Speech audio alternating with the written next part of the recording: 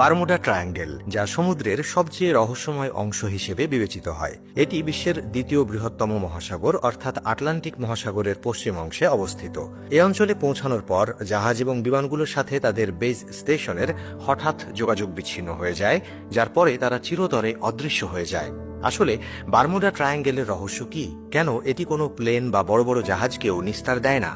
আজ অবধি ১৫০টিরও বেশি জাহাজ এবং বিমান এই রহস্যময় অঞ্চলে অদৃশ্য হয়ে গেছে, যাদের সম্পর্কে আজও কোনো সঠিক তথ্য নেই। নিখোঁজ জাহাজ এবং বিমানের মধ্যে কিছু মাত্র ছিল যাদের ধ্বংসাবশেষ গভীর সমুদ্র অনুসন্ধানের সময় পাওয়া গেছে, যার মধ্যে অন্যতম ছিল এসএস এল ফারো।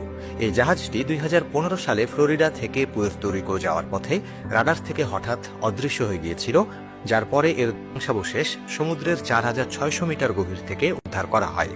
তবে জাহাজের সঙ্গে ঠিক কি ঘটেছিল এবং এর ক্রু সদস্যরা কোথায় হারিয়ে গেল সেটি আজও অজানা। বারমুডা ট্রায়াঙ্গেল যুক্তরাষ্ট্রের ফ্লোরিডা থেকে পুয়ের্তো রিকো পর্যন্ত এবং তারপর বারমুডা দ্বীপ থেকে আবার ফ্লোরিডা পর্যন্ত বিস্তৃত একটি অঞ্চলকে বলা হয়। এই অঞ্চলটি ত্রিভুজাকার হওয়ার কারণে একে বারমুডা ট্রায়াঙ্গেল বলা হয়, যা প্রায় ৮ লক্ষ বর্গ কিলোমিটারেরও বেশি এলাকা জুড়ে বিস্তৃত। বারমুডা ট্রায়াঙ্গেলের গল্প তখন বিশ্বের সামনে আসে যখন ১৯৪৫ সালে ইউএস নেভির ফ্লাইট ১৯-এর ৫টি টর্পেডো বোম্বার এয়ারক্রাফট প্রশিক্ষণের সময় হঠাৎ রাডার থেকে অদৃশ্য হয়ে যায়। এই বিমানে ১৪ জন ক্রু সদস্য ছিলেন, যাদের সন্ধানে একটি মেরিন সার্চ এয়ারক্রাফট পাঠানো হয়। এতে ১৩ জন উদ্ধারকারী সদস্য ছিলেন, তবে কিছু সময় পর সেটিও রাডার থেকে অদৃশ্য হয়ে যায়। এই ৬টি বিমান এবং ২৭ জন ক্রু সদস্যের অদৃশ্য হওয়ার পর একটি বিশাল অনুসন্ধান অভিযান চালানো হয়, কিন্তু ৯৬ ঘন্টা ধরে চলা তল্লাশির পরও তাদের কোনো হদিস পাওয়া যায়নি। তবে একটা বিষয় নিশ্চিত হওয়া গিয়েছিল যে তারা যে অঞ্চলে নিখোঁজ হয়েছে সেটি বারমুডা ট্রায়াঙ্গেল। বারমুডা ট্রায়াঙ্গেলের ইতিহাসের সবচেয়ে বড় ঘটনা ঘটে ১৯১৮ সালে, যখন ইউএস নেভির বৃহত্তম জাহাজ ইউএসএস সাইক্লোপস ৪ মার্চ বাল্টিমোর থেকে ব্রাজিলের উদ্দেশ্যে রওনা হয়।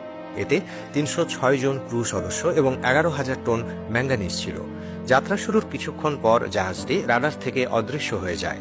জাহাজের পাঠানোর শেষ বার্তাটি ছিল, আবহাওয়া একদম পরিষ্কার, সবকিছু ঠিকঠাক চলছে। কিন্তু এরপর থেকে এটি সম্পর্কে আর কিছুই জানা যায়নি।